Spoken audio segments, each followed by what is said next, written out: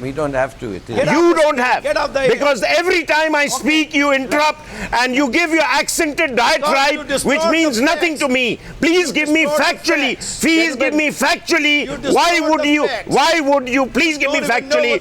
Why would we internationalize the Kashmir issue? The facts are. I know enough. I know enough. You can't even. Wants us to resolve the issue of Kashmir. You don't want the issue of Kashmir to be discussed. Shimla agreement apart. Shimla agreement apart.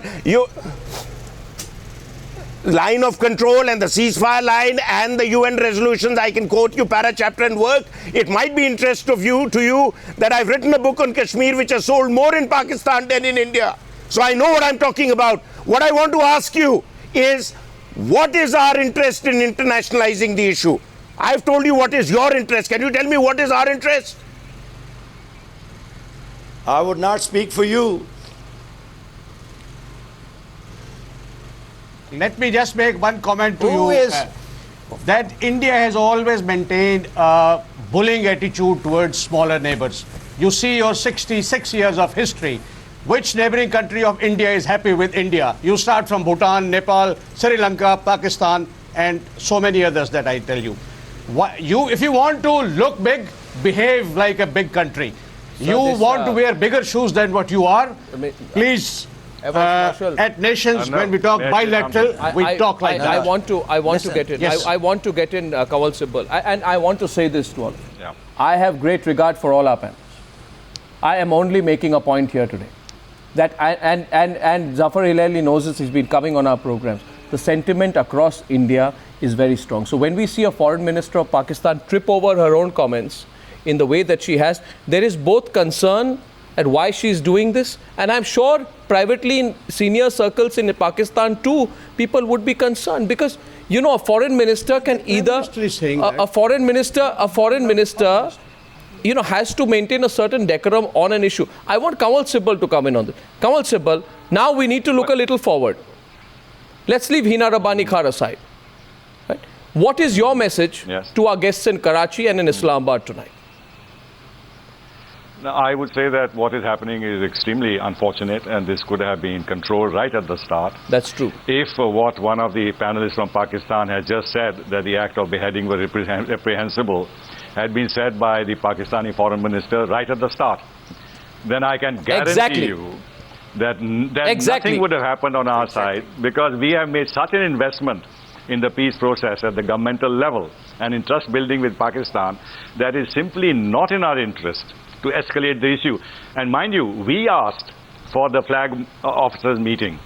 It's not the Pakistani side that asked. Despite the statements that came from the air chief and the military chief, we asked for the meeting, which goes to show that we were concerned about not allowing the situation to escalate, despite the provocation.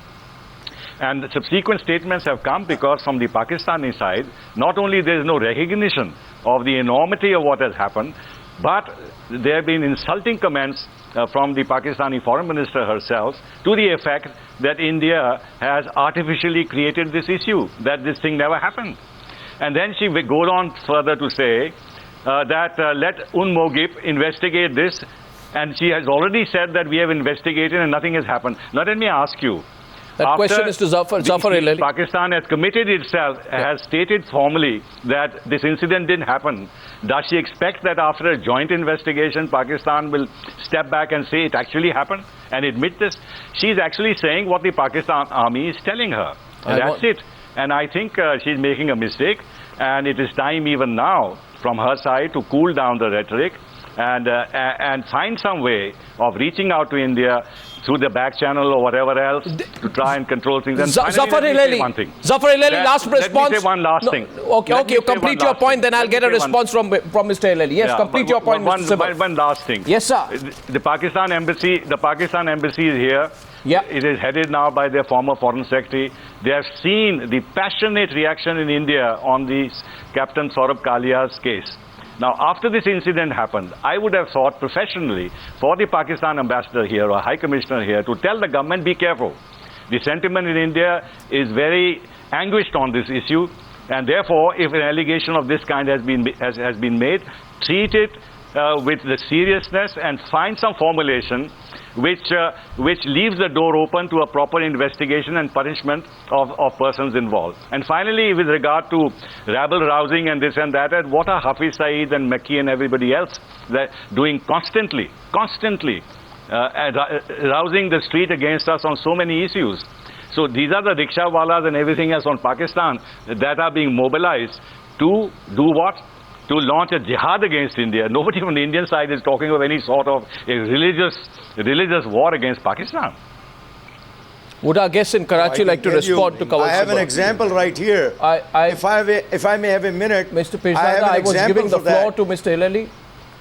May I please request Mr. Hilali to respond to Mr. Kawal Sibal there, sir?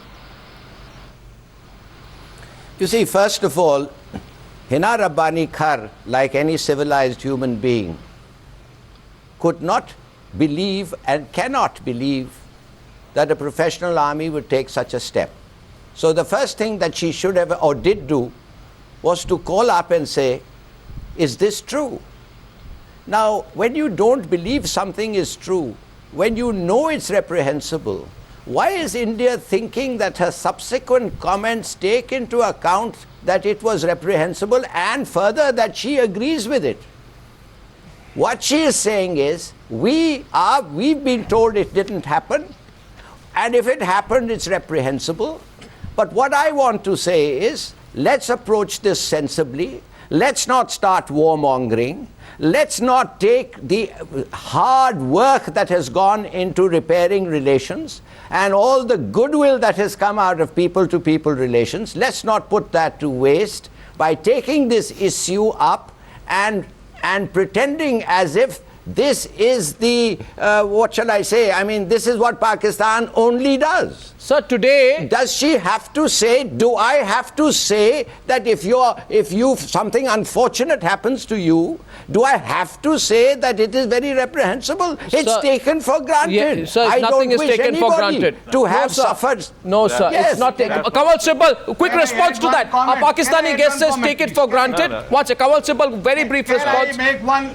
Mr. Kawal Sibal, Give me 1 minute. Mr. Kawal Sibal responding to Zafar Hilali, please. To Mr. Hilali, this is an absurd statement.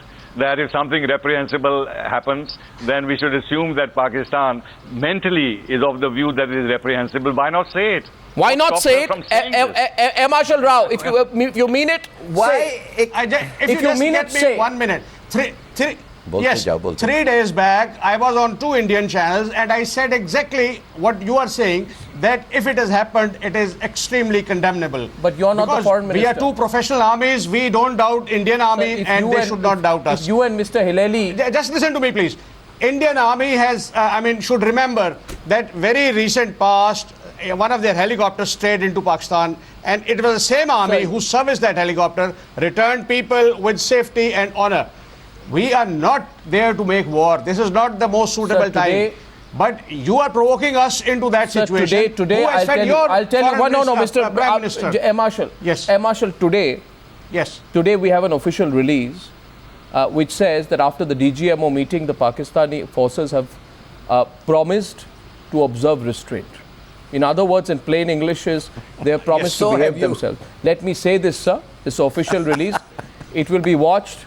Zafar Hilali smiles there, but it will be watched. Pakistan is very much on notice. Damn it, I mean, for God's sake, we have both the DGMOs have agreed. Why are you only saying that we did it? Sir, that is where your high-handedness comes. You want to make a wrong statement and you want us to believe and acknowledge the way you want. This is not right. Sir, this is as wrong a statement it's par for the course. Don't worry. Sir, this is as wrong a statement as your Foreign Secretary's statement a couple of days back.